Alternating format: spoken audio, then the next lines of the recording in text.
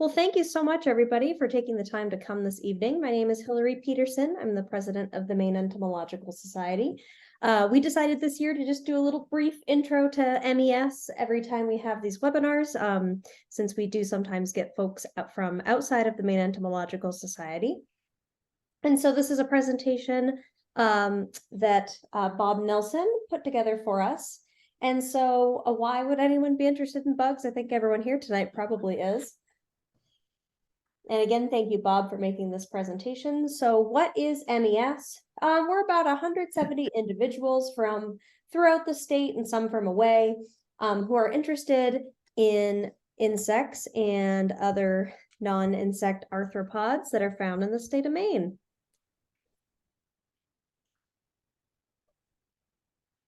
There we go. We were founded in 1997 at what is now the Viles Arboretum in Augusta. 10 of the original 14 founders are still active. And we function as a common clearinghouse for information about Maine's amazing insect fauna. So why does MES exist?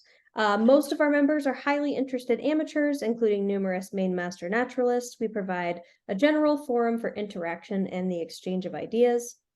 We also do have several professionals as members, but most professionals and academics are, because of their works, focused on more specific insect pests.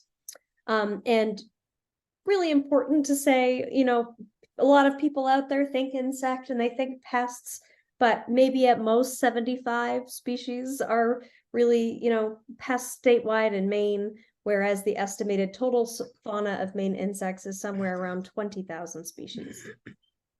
What does MES do? Lots. We publish a quarterly newsletter with news and views on Maine insects, and every newsletter that's over a year old is also available freely online on our archive. We also conduct monthly field days from late spring through the early fall, and much, much more. These field days are super fun, super informal, just a really nice time to get together and enjoy insects together. We have a website, and it includes an archive of our past webinars, our events that are upcoming, insects organized by order with beautiful pictures from MES members. It's really awesome. We also have the Maine Insects Facebook page, which is now at over 7,000 members, which is awesome. Folks will submit pictures of photos of insects, and we'll try to identify for them. And we also have a modest scholarship fund that can help fund Maine-based insect studies. In the past, we've sponsored 13 entomological bioblitzes at Acadia National Park, adding many hundreds of species to the known fauna in the park, including numerous first state records. Members have also been key players in 4 major faunal inventories in the state, including the Maine Damselfly and Dragonfly Survey, the Maine Butterfly Survey, the Maine Bumblebee Atlas, and the Maine Carabid Project. Members have also spent thousands of hours volunteering at the Maine State Museum, working with the state insect collection. And in 2022, we even provided help in a project that resulted in May of 2023 of the pink edge sulfur being designated as Maine's official state butterfly. So we have a QR code here, and if you don't know how to use one, you can also just find this on our website, but please consider donating to MES. We have the scholarship fund, and as this webinar had a lot of registrations tonight in particular, we actually had to purchase a package to kind of go over the 100 count that we're usually able to go on Zoom. So if you are here and enjoying, a donation would be great. And then one more QR code, and then I'm done. I just wanted to share Charley's website has lots of different books, and maybe you can explain Charley after, but he's got his first edition of his book starting at $5 as well on his website. So there's a QR code there. Roger wanted to make sure that I let people know that because it's an amazing deal. And I'm going to end the slideshow here, and I'm going to stop sharing my screen. And I'm just going to introduce you real quick, Charley. And I guess just before that, once we get the ball rolling here and Charley begins presenting, if everybody can make sure to turn off their microphones and their cameras, it's always best to have those cameras off for bandwidth, especially with goodness knows what's going to happen with this weather out here. So thank you, Charley, so much for joining us tonight. Charley is a freelance naturalist based in Western Massachusetts. He has been conducting plant and wildlife surveys and natural resource inventories throughout New England for over 20 years, as well as teaching courses and workshops on interpreting animal tracks and sign, both vertebrate and invertebrate. He holds a master's in botany as a field naturalist from the University of Vermont and a Bachelor of Science in Wildlife and Fisheries Conservation and Management from the University of Massachusetts. Charley is the author of Tracks and Signs of Insects and Other Invertebrates, Leafminers of North America, and an insect-themed blog called Bug Tracks. He has also published over 60 scientific papers on insect natural history, including the description of over 75 new species. That's so awesome, Charley. I'm so excited for tonight. Thank you so much. Thank you. And thanks everybody for tuning in. Let's see if I can get my screen happening.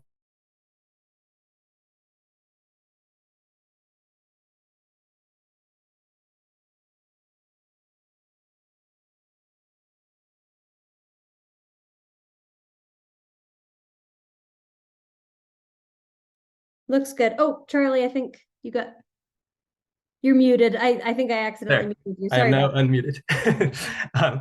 Greetings from Northfield, Massachusetts. I'm just a few miles from New Hampshire and Vermont. There was a foot of snow here yesterday, and now it's raining. And I've been sick pretty much all year, so hopefully my voice doesn't give out, but I'm feeling better now, so I think I'll pull through. But Backyard Leafminers is the title of my talk, and I'm going to start by explaining what a leaf miner is. A leaf miner is an insect that feeds for at least part of its larval life inside of a leaf between the epidermises. And leaf mining insects are highly host specific, and they each species has its own characteristic pattern that it makes as it tunnels in the leaf, and has other idiosyncrasies, like the way it arranges its poop. Like you can see this larva wiggling its butt back and forth to make this neat central line there. And because of that host specificity and the behavioral specificity, it's often possible to identify leaf mines to species just by knowing what the host plant is and then studying the characteristics of the mine. But in order to make it actually possible to identify leaf miners by their mines, I've spent over a decade now compiling this guide to the leaf miners of North America, which I'm releasing it as a serial ebook. So every month I send out another chapter to subscribers, and I'm now in the third edition. The second edition is well over 2,000 pages long. And yeah, as Roger wanted me to mention, that the first edition is available on a sliding scale from $5 to whatever you feel like. And I've traveled all over North America to get pictures and collect larvae to rear to make this book as complete as possible. But it's by no means necessary to travel to find leaf miners. This whole talk is going to be just leaf miners I've found right here in my yard. And this is what my yard looked like 10 years ago when my wife and I bought our house here in Northfield, just an arborvitae hedge and a lawn. So the first thing we did to try to make our yard more hospitable to life was just to not mow the lawn and see what came up. And the very first wildflower that popped up and bloomed was this daisy fleabane, just one little sprig in the middle of the yard. As soon as I saw that, I ran over to it to see what leaf mines I could find on it. And there turned out to be 3 different species on this one individual plant. There was this greenish linear blotch mine that I recognized as the work of this moth, Parectipa plantagenicella, which Chambers named it that in 1872 because he mistook the basal leaves of fleabane, which is in the genus Erigeron, for plantain leaves. And a few years later, he realized his mistake and he tried to change the name to Erigeronella, but you're not allowed to do that. So we're stuck with this misleading name for this moth. The second leaf miner was this totally different mine, just entirely linear, which I knew right away was some kind of agromyzid fly, but I didn't know what species. So I had to rear these larvae out to find out who they were. I got some adult flies, which I sent to Owen Lonsdale, who's in Canada. He's the North American expert on agromyzid flies, and he determined it to be a new species. So we named it Phytomyza origeronus. Whoops. I guess that's great. Yeah, and the third species, I just need to try to move this thing out of the way of, there. I know you guys can't see that, but it was blocking all the text in my screen. So, okay, the third type of leaf mine was this channel along the petiole, the leaf stalk. And I didn't recognize this one at all, so I stuck it in a vial to see what would happen. And over the next few days, the larva expanded the mine into the leaf blade. And you can see in this backlit view that it's a totally clean mine. There's no frass in it. And that's because the larva, every time it had to poop, it would back up to the very beginning of the mine and make this tidy little pile of pellets just outside this little trap door at the beginning of the mine.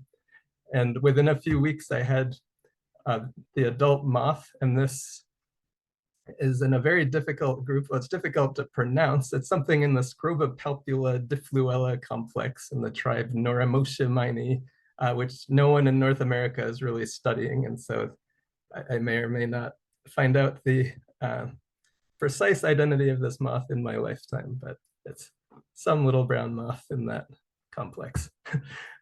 So this again is what my yard looked like when we first moved in September of 2013.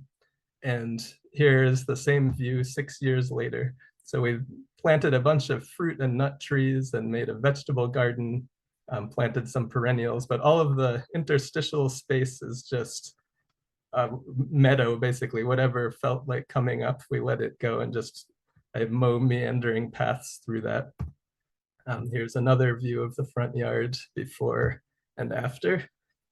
And then Julia, my wife, took a couple of pictures more recently from the roof when she was cleaning the chimney.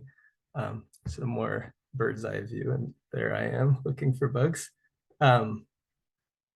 So in 2020, when everybody was locked down and we weren't really going anywhere, I had more time to explore my yard than I normally do. So I decided to challenge myself to find as many leaf miners as possible over the course of that year.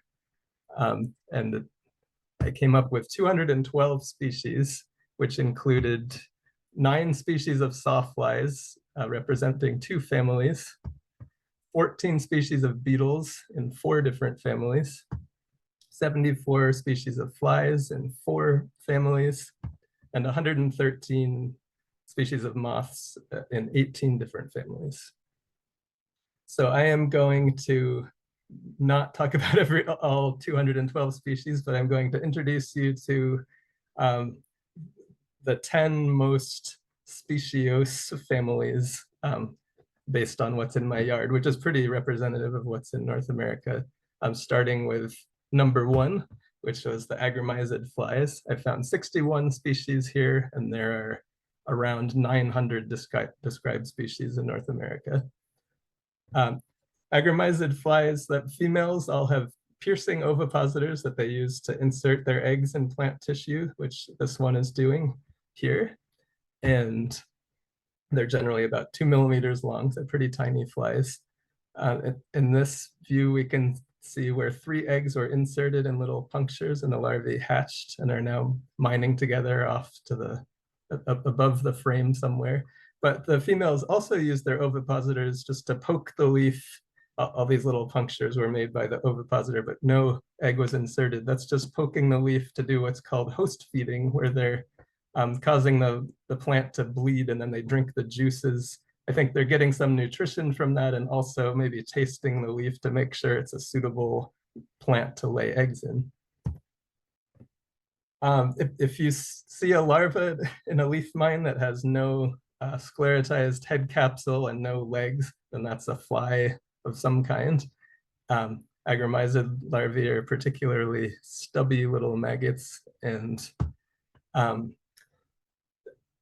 when they pupate, rather than shedding their skin to reveal a pupa the way a butterfly does, instead the last larval skin just hardens and forms what's called a puparium, and then the pupa is actually inside that. And because adult flies don't have chewing mouth parts, they need some other way to escape the puparium. So what they have is this balloon that pops out of their face and busts open this trap door in the puparium, and then they wriggle out, puffing that. It's called a tulinum. They puff it in and out as they wriggle out of the puparium. And at first they're all teneral and pale, and their wings are all crumpled up, but within a few minutes their wings expand, and then within a few hours they're fully colored in.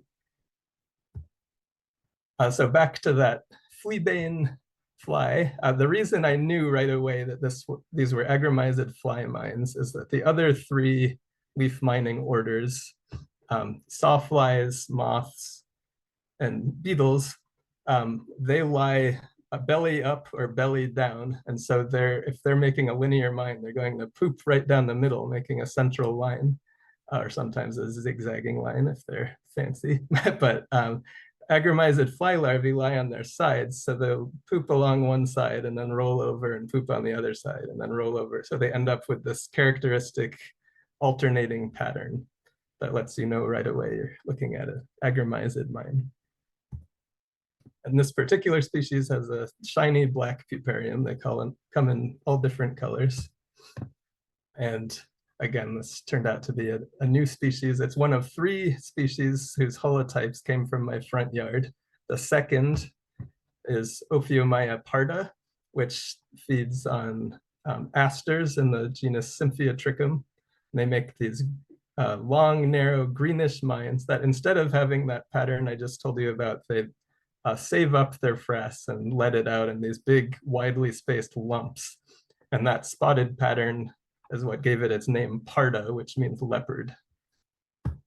And another neat thing about this species, or distinctive thing, a lot of Ophiomyas do this, but the mine looks empty from above. It's just, if you follow it to the end, it just seems to end there. But if you flipped it over, you see that the larva has continued mining to the edge of the leaf on the lower surface, and then over here it's formed this puparium that's kind of a robin's egg blue. And that's what the adult of Ophiomya parda looks like. The third holotype from my yard is Ophiomya euthamii, which mines in Euthymia graminifolia, which is grass-leaved goldenrod. And it does the opposite of what Ophiomya parda does. So it does most of its mining on the lower leaf surface, and then when it's ready to pupate, it switches to the upper surface, makes this short mine, and then has a black puparium.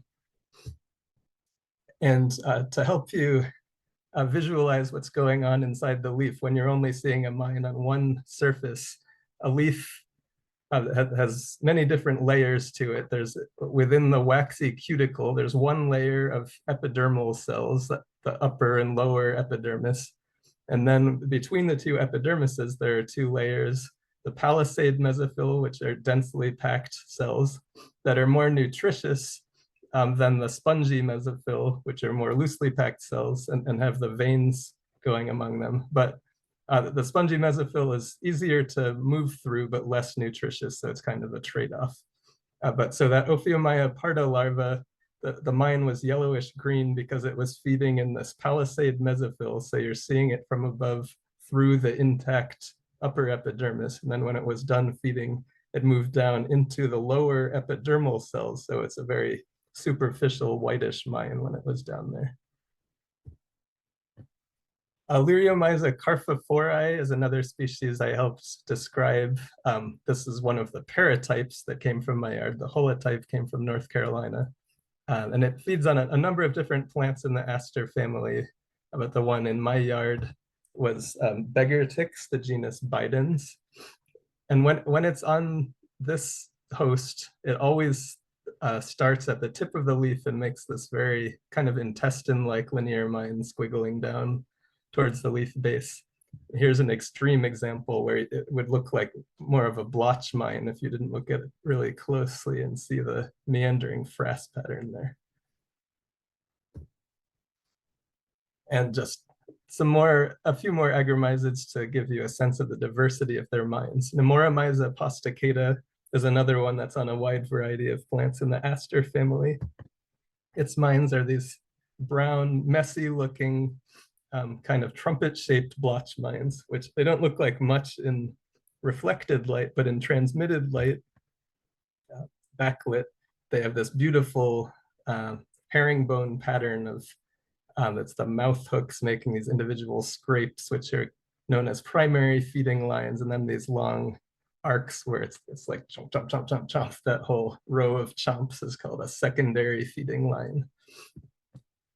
So just certain species make those and other ones don't. Calicomyza promissa is another aster feeder, but it's like Ophiomya parda, is only on asters in the genus Symphiatrichum. The larva starts out making this greenish linear mine, and then when it hits the midrib, it starts to hang out there and make this digitate mine. And this is a more complete mine of the same species. It enlarges it to this big blotch and it moves closer into the epidermal cells, so it's this more whitish mine. But the neatest thing about this species is what it pupates somehow on this pedestal of frass that's holding it up over the floor of the leaf mine.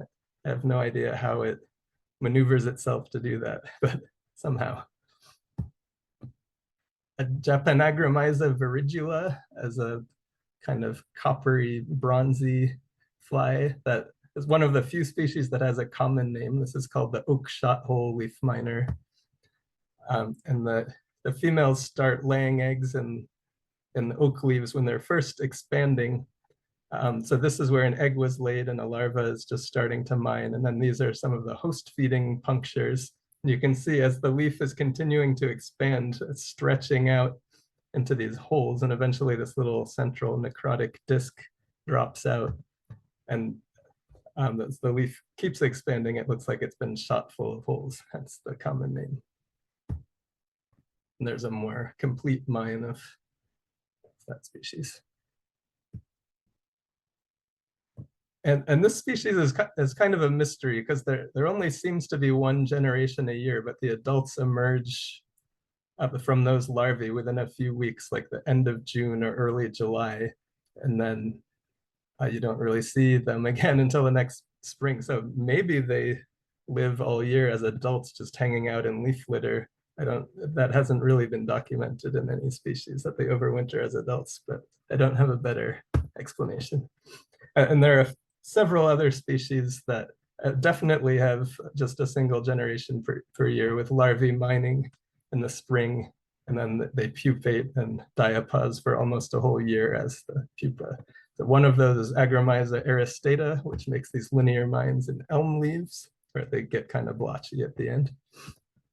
And Olagromyza cornigera, which is in honeysuckle leaves, and it has these big, distinct, discrete dots of frass that alternate from side to side instead of strips or more of a line, as in those earlier species. Agromyza princeii is a species I discovered at a Hartford, Connecticut BioBlitz several years ago. I'd found a single larva mining in a black raspberry leaf. I named it princeii because Prince wrote raspberry beret. But so it's this kind of, there's a really common agromyzid on raspberries and blackberries that makes perfectly linear mines, but this one gets more blotchy. I found a few mines just like that in my yard in 2020, and I got a few females of that species that emerged the following spring. But those are, I've never found the mines anywhere else. Also that summer, because I was looking extra close at every leaf, I started looking at things that I wasn't sure if they were leaf mines, but just to up my count, I was investing just random brown edged leaves like this oregano leaf that was right by my front doorstep, even though I knew there aren't any leaf miners on oregano. And this little bump at the edge there. When I flipped over the leaf, I saw that in fact there was a puparium there. And looking around some more, I found some that were more clearly leaf mines, the earlier mine, where you can see the linear part. And this turned out to be Phytomyza oregani, a European species that just had never been found in North America before. All right, so that's it for the first family. The second family is Graciluridae, which are moths. There are over 300 described species in North America, well over 100 undescribed species, and I found 43 of them in my yard. All Gracilurids, the larvae start out in their first couple of instars with these specialized mouth parts that they don't chew, they just slash open cells and drink the liquid contents. And this genus Phyllochnistus feeds for its whole development that way. They make entirely linear mines where they're just feeding on the liquid contents of the cells. And as a result, their mines are very opaque because they're not removing any tissue.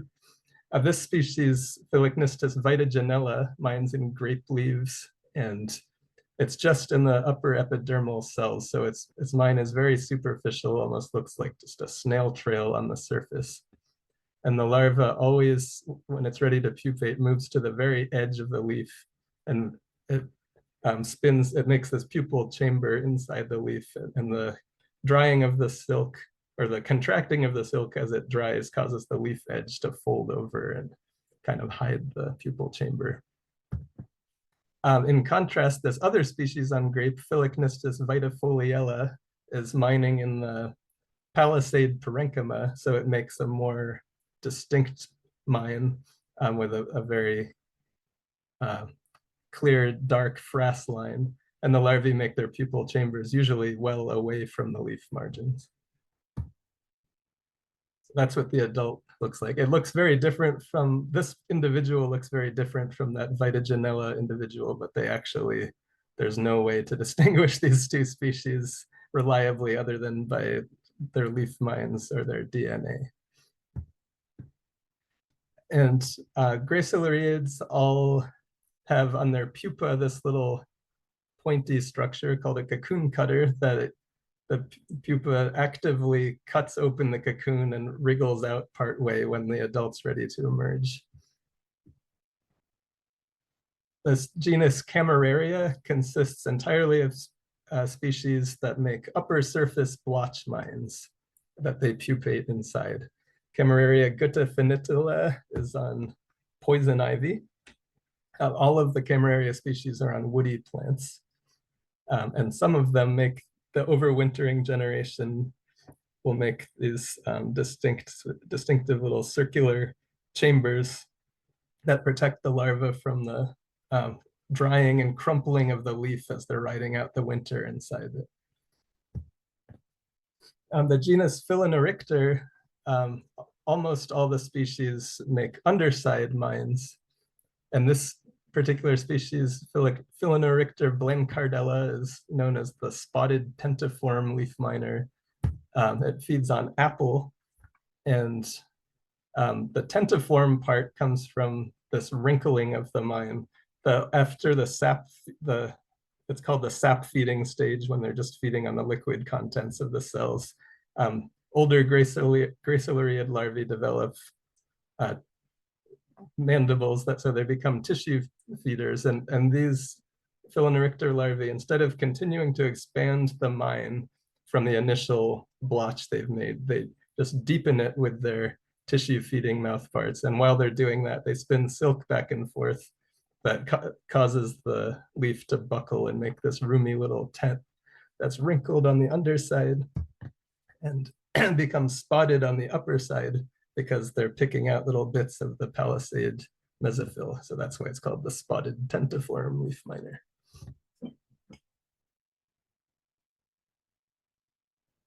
In the genus Perornix, there are 5 species that look basically exactly like this, that all mine in birch leaves. You have to dissect them to distinguish them, and I haven't done that yet. But all of the ones on birch make an underside tentiform mine, but instead of pupating in it, when they're not done feeding yet, they exit the mine and the larva moves to the edge of the leaf and starts spinning silk to fold down the edge of the leaf. And then once it's folded perfectly flat, they start feeding externally but within this shelter. So that's known as window feeding, when it looks like a mine from one side, but because one of the epidermis is intact, but the other epidermis has been consumed. And the genus Calyptilia has a sort of similar lifestyle, but instead of making a fold, the older larva makes a roll. And Calyptilia species tend to be not very particular about the position or shape of their mines. So this species feeds on black cherry, and this particular mine is a linear blotch on the underside, but sometimes it's a almost totally linear mine on the upper surface.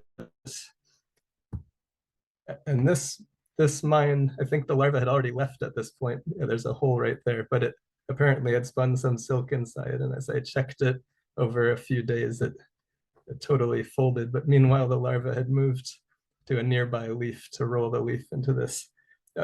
Most Calyptilia species make these characteristic cone-shaped leaf rolls, as opposed to a more cigar-like leaf roll that a tortricid moth would make. The genus Marmora is mostly made up of bark and stem miners, but this species, Marmora viburnella, starts out as a leaf miner. I spent 10 years doing a gall maker and leaf miner survey of Nantucket, and it took me 5 of those 10 years to work out the whole life cycle of this moth so that I could finally get a few adults and put a name on it. It mines on Nantucket. I was finding it on arrowwood, but in my yard, after naming the species, I found it on this other viburnum, high bush cranberry. So the life cycle is sometime in July, an egg is laid on the upper leaf surface. The larva starts making this linear mine, and I'm guessing the first instar ended there, and it started feeding deeper in the leaf. And then it always ends up going down the midrib. It looks like in this case, it must have bumped into those extrafloral nectaries on the petiole and got flustered and went back into the leaf blade. But normally they just keep going down the petiole, which this one eventually did. You can see it going down the petiole and then into the stem. And then they spend the rest of their life mining in the stem. They hibernate over the winter and then do most of their feeding the following spring. And on this particular species, the mine is rarely visible externally because they go so deep in the bark. And the only way to see that it's still there is when they pupate, or when they're ready to pupate, they cut out this little semicircular flap in the bark at the end of the mine and spin the cocoon on the underside of that. So once I figured that out, I spent a few hours searching every arrowwood on Nantucket. My wife Julia and I found 30 of these bark flaps and put them in vials, and we got 3 of these adults, which was enough to describe the species. All right, family number 3, the Nepticulidae. There are 100 described species in North America, at least 100 undescribed species. I found 27 in my yard. And the smallest moths in the world are in this family. They tend to be about 2 millimeters long. And Stigmella species, like Stigmella quercipulchella here, usually make entirely linear mines. And that's what the larva in the video I showed at the beginning was, a Stigmella species. There are a bunch of species on oak, but this species is recognizable because the mine gets much wider than in other species. And the larva is yellow, whereas most of the others are green. Most Nepticulid species exit their mines to spin cocoons, which are about the size of sesame seeds and kind of fuzzy. Ectoedemia is the other, probably the second largest genus of Nepticulids.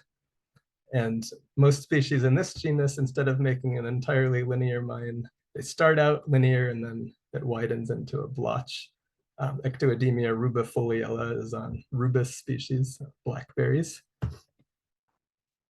Ectoedemia populella is pretty different in its habits. The egg is laid on the underside of an aspen leaf, and then the larva mines down just to the beginning of the petiole and then induces a gall there where it does the rest of its feeding.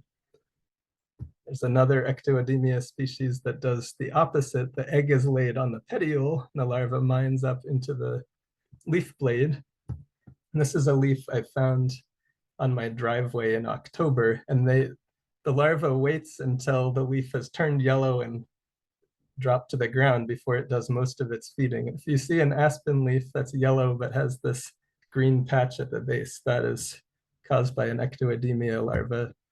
The bacteria in the frass within the mine somehow prevent the leaf from withdrawing the chlorophyll from that section. And the larva hangs out in the petiole during the day, but at night it comes out and keeps expanding the mine into that green area. And it lines its passageway with frass so it can get back to its hiding place. And I reared this larva to this adult that emerged the next spring. So I know for sure it was Ectoedemia argyropeza, which is what it usually is when you see that. This is an introduced European species. But just down the road from my house, I found a native undescribed species that does exactly the same thing, and that you can see the wings are totally different. And I collected 100 leaves after I reared this. The next fall, I put 100 leaves in a bag, and I went through them all to make sure all of the mines perfectly matched the characteristics of argyropeza. And in the spring, like 30 or so argyropeza emerged, and then like a week or two later, a bunch of these emerged. So it seems like the only difference is the adults of the native species are a little bit later in the spring. All right, I think this is the only beetle family I'm talking about. The chrysomelid beetles I found, they're also called the leaf beetles. I found 10 species in my yard. There are about 200, is that true? I forget if it's 200 leaf mine. I guess there are 200 species of leaf mining beetle overall in North America, and about 100 of them are chrysomelids. But there are a few different groups of leaf mining chrysomelids, one of which is the flea beetles, which are called flea beetles because they're small and jumpy. And the most common one is the plantain flea beetle. You see the adults nibbling on the surface of plantain leaves, and the larvae make these conspicuous linear mines. The larvae are pale yellowish when they're younger, and when they're older, they turn a more orange, and they burrow into the ground to pupate and then emerge as adults a few weeks later. This is early July or so. And then those, there is one generation a year, and they overwinter as adults after nibbling on some more leaves in the summer. The largest group of leaf mining chrysomelids are known as the hispines, the tribe Calipini, and they all have this general body shape. This species, Sumatrosis inequalis, mines in various plants in the aster family. I found this mine on black-eyed Susan, which wasn't a known host for this beetle. And at first it kind of looked like that agromyzid fly, Nemoromyza posticata, that I noticed here, that it has this egg, that's oval egg that's inserted in a pit chewed in the upper epidermis, which is characteristic of this species. And the frass was in these long strands, nothing like the agromyzid fly frass. And there was a larva inside, which had a head and legs. So definitely a beetle, not a fly. Microropala excavata is another species that feeds on plants in the aster family, but only a few different genera. In this case, goldenrod. And this species always lays its egg on the underside of the leaf, right at the edge, and covers it with this soupy, poopy substance. And then when the larva hatches out into the leaf, it deposits most of its frass in the circular patch right next to where the egg was. And then it ends up pupating in this blister in the leaf that's has the ceiling and floor lined with poop. The genus Calypus is entirely associated with grasses, and Calypus bicolor is only on grasses in the genus Dicanthelium, like deer tongue grass. And this species pushes all of its frass out of the mine in these neat little squiggles at the edge of the leaf at regular intervals. Anthemiid flies, I found 9 species of these in my yard. These are much bigger than agromyzid flies. So agromyzids are 2 or 3 millimeters long. These are more like 6 or 8 millimeters long. And let's see. So the Pegomya hyoscyamae is a species that feeds on various plants in the amaranth family. It has these beautiful eggs, these reticulate patterns on them that are glued to the lower surface, often a bunch of them side by side. Unfortunately, this was a spinach leaf in my hoop house. And when I backlight this leaf, you can see there are 11 larvae all feeding together in this one mine. So they can pretty quickly ruin a spinach leaf or many spinach leaves. And there are more larvae over here, over there. So this is really the only leaf miner that I don't welcome with open arms to my yard. The Anthemiid genus Cheirosia is entirely associated with ferns, and there's a group of species that are all leaf miners, including Cheirosia filicis, which is on cinnamon fern and interrupted fern. And all Anthemiid flies that are leaf miners, the larvae pop out of the leaves when they're done feeding and they burrow into the ground. And the overwintering generation overwinters there. With the fern feeders, I'll only have 1 generation. Next up is the tenthridinid sawflies. There's only 1 sawfly leaf miner in the world that's not a tenthridinid, or no, that's not entirely true, but only 1 other one in North America, an argid sawfly that's on purslane. But I found 8 species in this family in my yard. In the genus Metallus, there are 4 species. They're all leaf miners of rubus, and this species, Metallus raueri, specializes in blackberries. There's another one that's just on raspberries. And sawflies are called sawflies because the female has a serrated ovipositor that they use to saw into plant tissue to insert an egg. So there will never be an egg on the surface of a sawfly mine. Sawflies tend to make kind of trumpet-shaped blotches with frass that's in these slightly elongate pellets, and there's a lot of it. And they mine belly up, so you can see their ventral thoracic plates from above.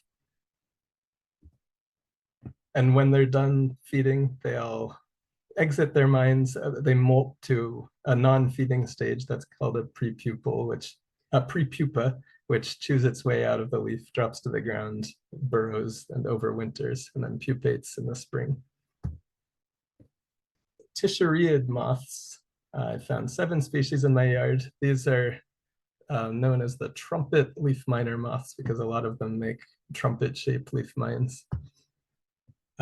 This species, Coptotrichis citrinipinella, makes a very long, narrow mine that's always right against the edge of an oak or chestnut leaf.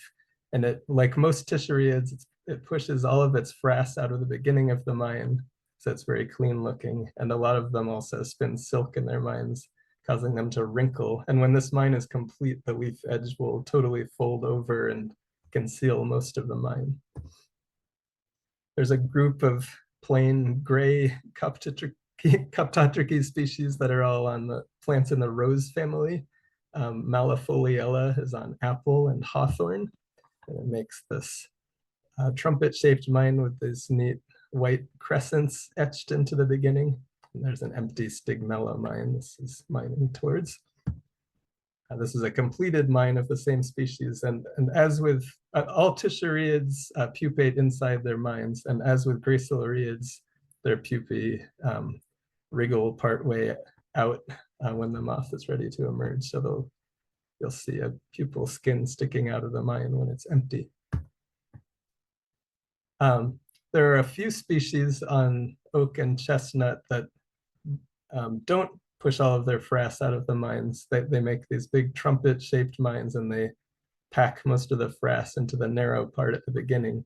And this one, Castanea, makes these very distinctive brown crescents that it decorates the ceiling of its mine with. And then when it makes its pupal chamber, the contracting of the silk causes it, the upper epidermis, to tear all around the pupal chamber. This is one of my all-time favorite leaf miners, Tissuria quersitella, that decorates the ceiling of its mine with these purple streaks. This is also on oak and chestnut, and it has this white circular area that it hides in, made of silk, that it hides in when it's not feeding. Heliozelids are known as the shield bearer moths, and they're these Coptodisca species are almost as small as Nepticulids. This is maybe 2.5 millimeters long. I found 7 of those in my yard. Coptodisca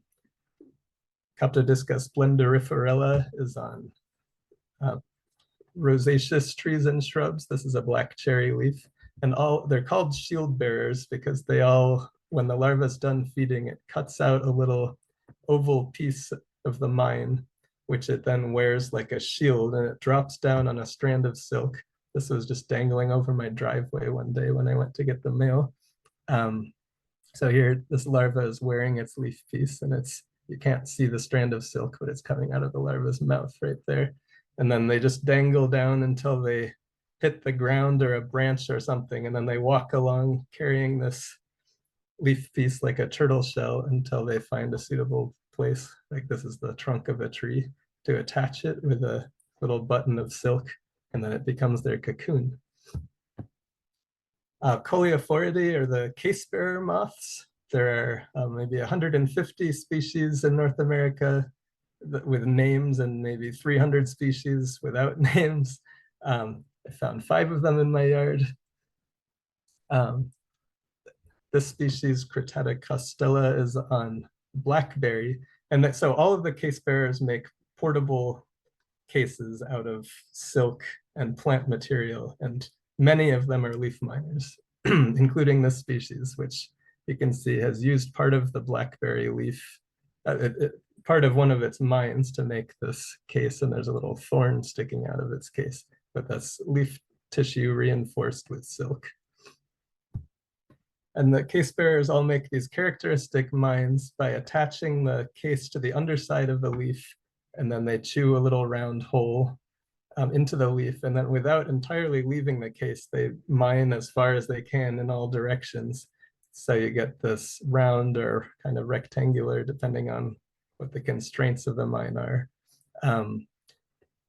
That's full depth, so it's eating all of the mesophyll, and there's no frass inside. So Coleophora comptoniella is on birches, and this is, I'll show you the same one backlit. So now you can see the area that it is mined out, and you can see the larva inside the case. And when it needs to poop, it just backs up to the end of the case and squirts it out the top there. So its mine and its case are kept clean. This is a leaf I found in the woods behind my house that shows a good part of the life cycle of this species. So flipping the leaf over, I'm going to zoom in on different sections here, starting with this one. So an egg was laid here sometime in the summer, and the larva made this tiny mine and then cut out that mine and started wearing it the way the shield bearers wear their leaf piece.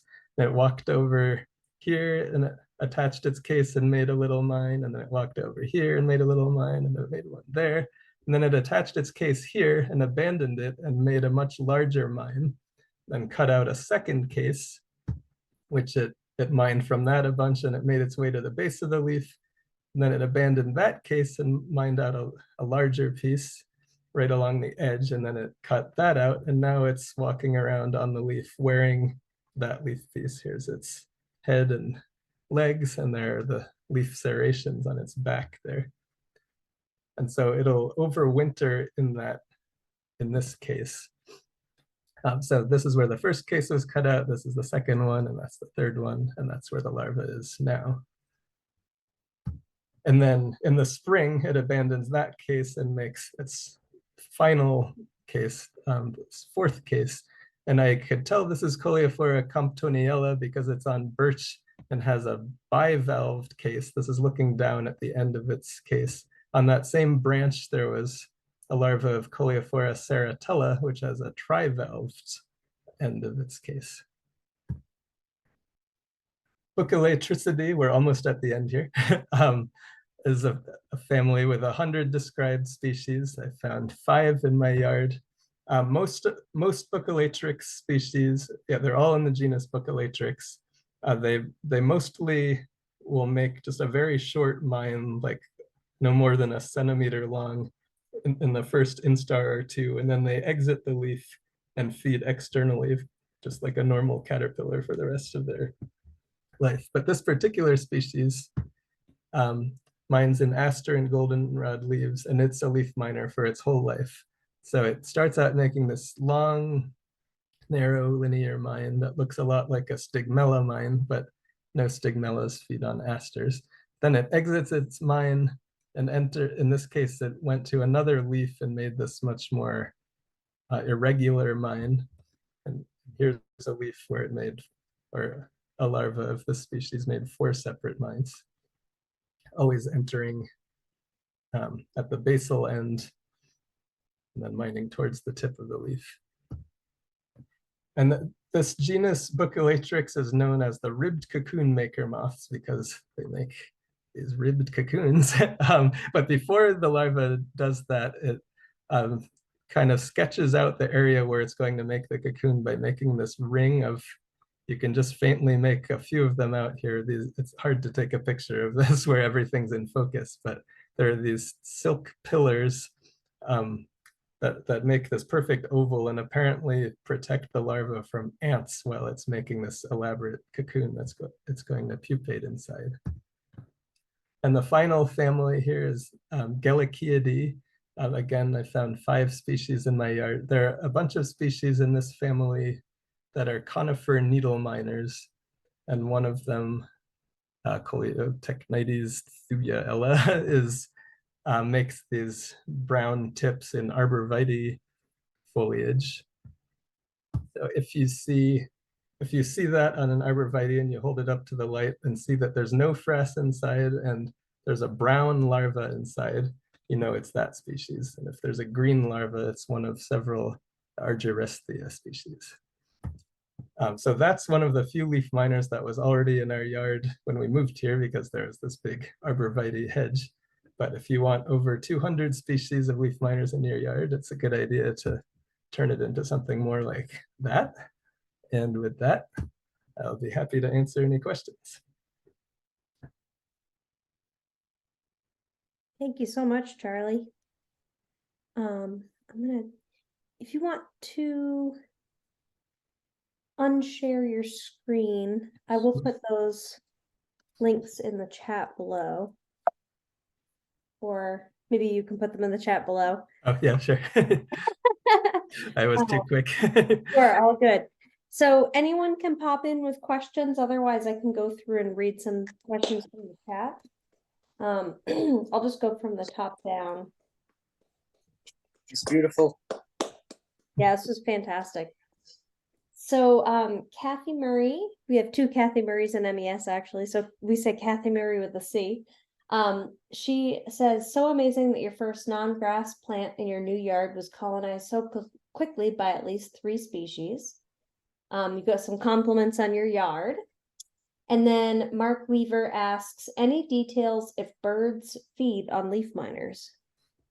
There have been, I've never witnessed it personally, but there have been some observations of that, including some of those Phyllonarictor species that make those underside tentiform leaf mines. There was a really abundant species on honeysuckle, and someone in Michigan wrote a paper where she observed chickadees targeting those mines and picking all the overwintering pupae or larvae out of them. Oh, it's funny. Cool. Awesome. I accidentally, I can't seem to, I'm not sure how to add to this thread there. There's a direct message and I seem to just be responding to that, but maybe someone else who knows. It's just charlieeisman.com or Google bug tracks, either of those. Oh, I can put your charlieeisman.com down there. Just spell Charlie EY. All right. There we go. All right, so next question. How big are the adult forms of the leaf mining flies? So the agromyzids are about 2 millimeters long, 2 or 3, and then the anthomyids can be more like the size of a housefly, or up to a centimeter, maybe a little less. Then there are 11 different families of leaf mining flies, but they're all in that range. Cool, great. Serena said that Bernheinrich called this islands of green and aspen leaves. Yeah, that's been in the literature for a while, calling those green islands. There was a German guy, Erich Martin Herring, was the big leaf miner guy in Europe like a century ago. I think he might have coined that phrase, whatever the German equivalent of green islands is.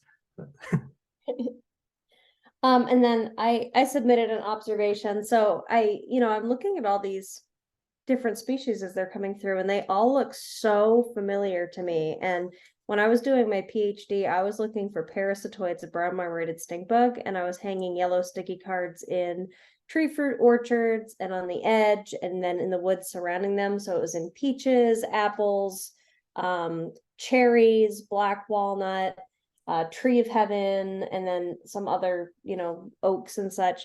And those yellow sticky cards, I swear I saw like all of these species. So it's kind of interesting. They must have been attracted to it for some reason. Yeah, I'm not sure why that would be, but they're just, yeah, they're so numerous that they're just kind of landing on everything. Yeah. Let's see. Somebody, Michael asks, sorry, the chat keeps getting, okay. Michael asks, time for any rearing or photography techniques? On my website, I have a page about how I rear things, so it's probably easiest just to direct folks there. But basically, I just take files like that and just stick, whatever is the right size vial or it can be a jar if it's a bigger leaf, that'll comfortably fit the leaf so you don't have to like fold it up too much. And so often just the leaf itself is with a tightly sealed container, it's going to be enough to keep it the right amount of humidity in there. But I sometimes will put in a crumpled piece of toilet paper with a few drops of water to help keep it humid. And then sometimes, depending what it is, you're either just waiting a little while for something to emerge, or you have to, with some things, you have to provide them with soil to burrow into. A few other quirks, but that's the basic idea. Oh. And photography techniques, everything I rear, I chill overnight in the fridge, so that it's slowed down a bit. And then I have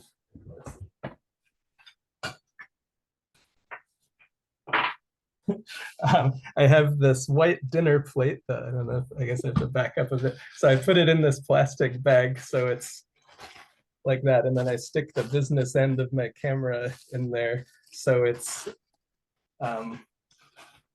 so if the bug isn't chilled enough and it starts to fly away, I'm able to cinch the bag shut to prevent that. And then I put it back in the fridge for a bit, or maybe even in the freezer. I feel like a really good coffee table book would be just a book of all of the scientists' like fun, quirky things they do like that. Like, I know someone who's taken the most or folks here probably know Ishvan Miko, and he's taken some of the best like pictures I've ever seen of parasitoids, and his trick is like he cuts holes in ping pong balls and like puts them on the lights in a particular way to get like this diffusion. So I just love these little tricks. It's just like just awesome.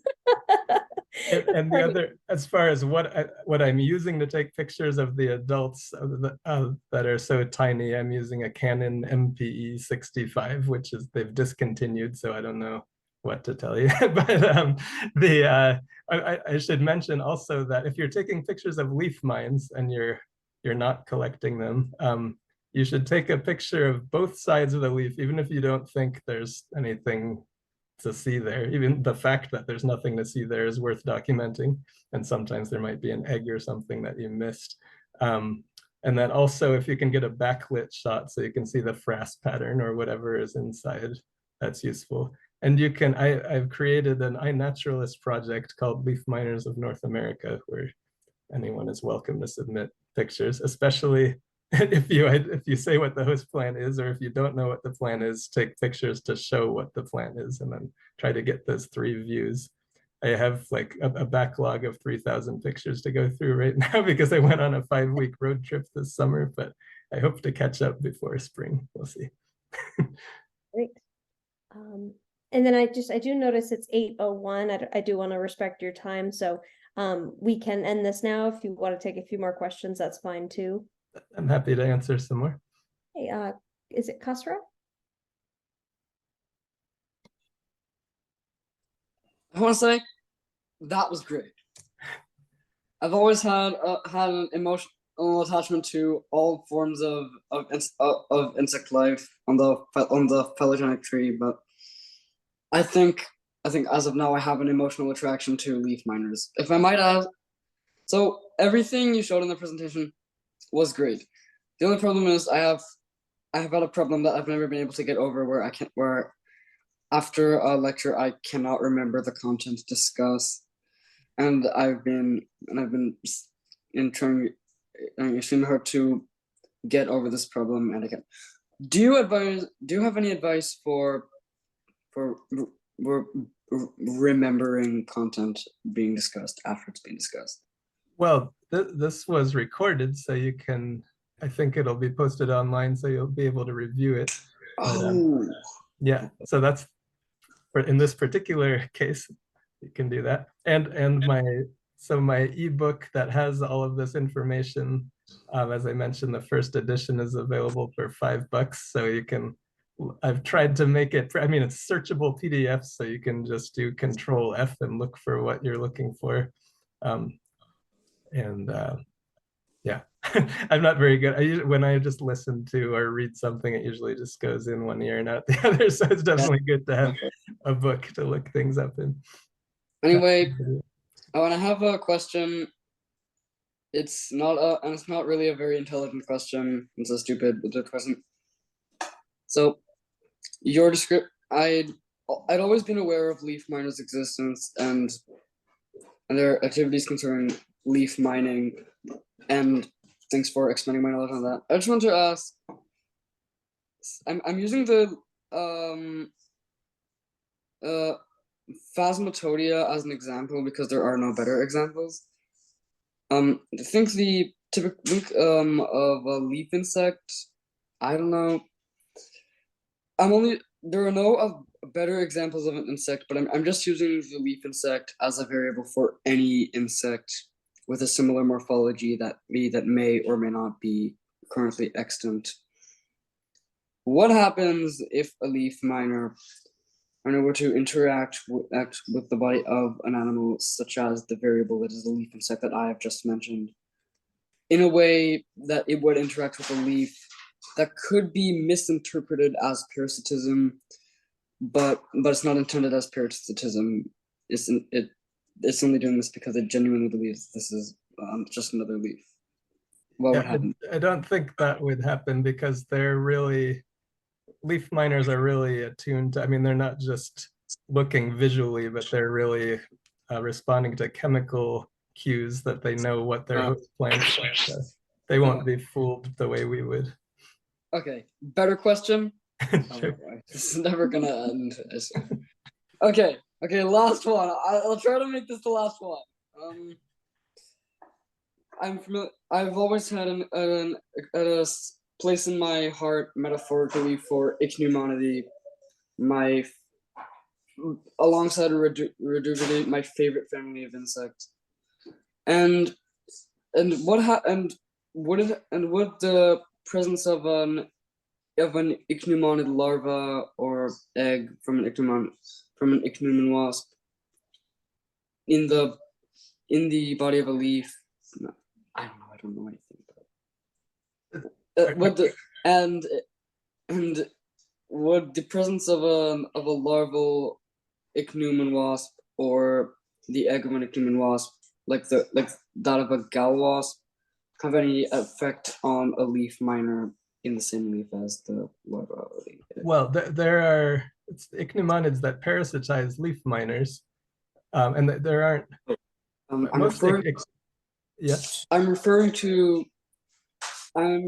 probably thinking of ichneumonidae as a family that including all forms of parasitic wasps. I'm pretty sure I'm wrong. What I'm talking about is parasitic wasps that parasitize leaves. So gall wasps. Okay. Yeah, gall wasps. So usually the leaf miners will just kind of mine around the gall. There are some, I've seen stem miners, like a stem mining moth that mine the surface of a stem gall. But yeah, usually just go around it. And often like a caterpillar will just munch around a leaf mine because the tissue has already been eaten, so it's a waste of time to eat that. Okay.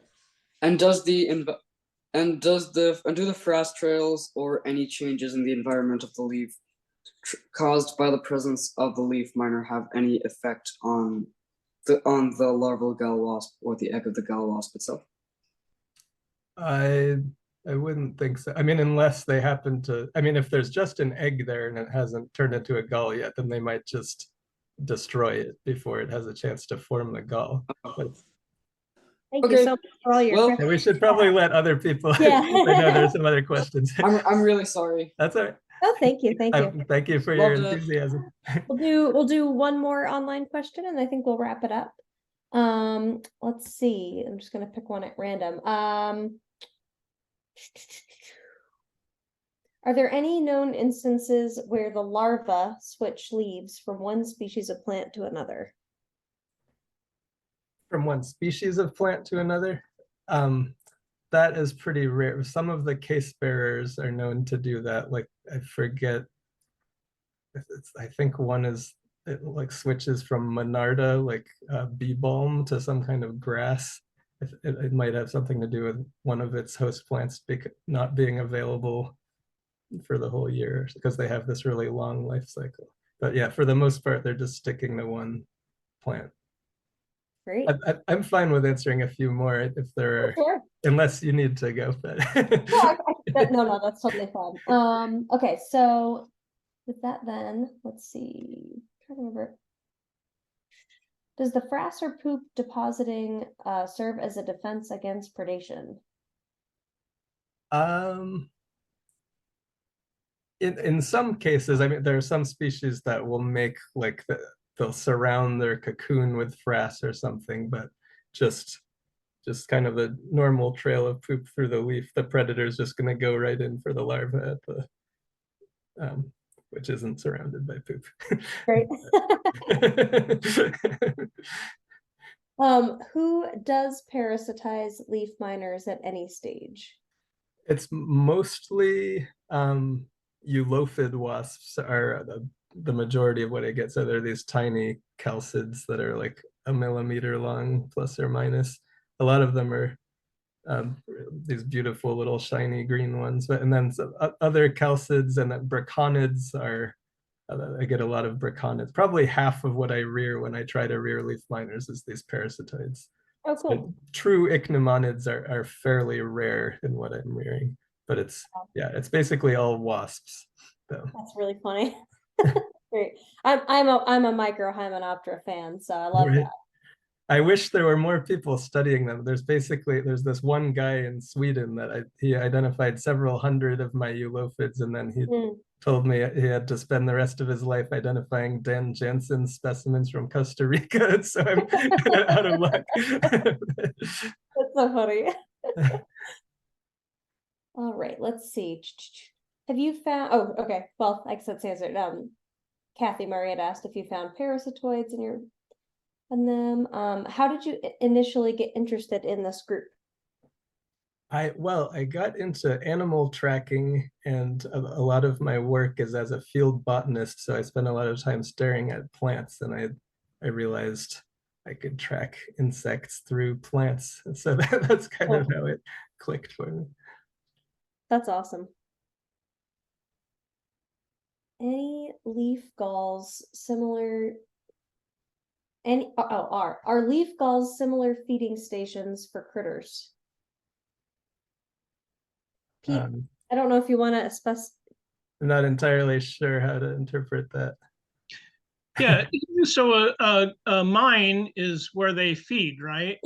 Are leaf galls those? I've seen they're little, maybe 2 millimeters high, 3-4 millimeters high. There's some leaf galls. Are those the similar kind of things? Is that a pupation station or? It's similar in that it's an insect feeding inside the plant tissue, but in a leaf mine, the larva is doing all the work excavating where it's feeding, whereas with a gall, the insect is causing the plant to make the structure that provides all the food and shelter for the larva, and then the larva just sits in place, and depending on what it is, it either sucks on the juices or chews out the inside of the gall. Thank you.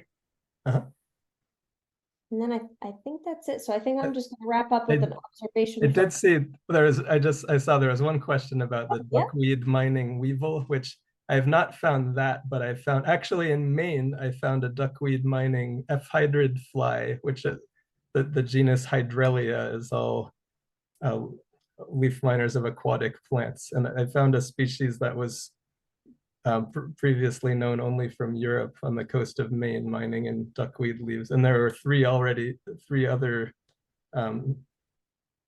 ephydrids that were already known to mine in duckweed leaves. So they're including that weevil, there are like 5 different insects that mine in those tiny leaves. So really nothing is too small. That's awesome. Well, one last observation from Bob is that Bob discovered today that you are going to be teaching a course on leaf miners at Eagle Hill in Steuben from August 4th through 10th. So everybody, I meant to mention that. Thanks for remembering. Great. Well, I think we're going to wrap it up. So I really appreciate your time. Your presentation was fascinating. I love taxonomy, and your persistence on this is amazing. So it's really cool. And, as someone that occasionally will have to delve into some question online, resources like the ones you make are like the bread and butter of entomology, and it's so appreciated. So thank you so much for all your hard work and for taking the time to present to us this evening. My pleasure. Happy to share it.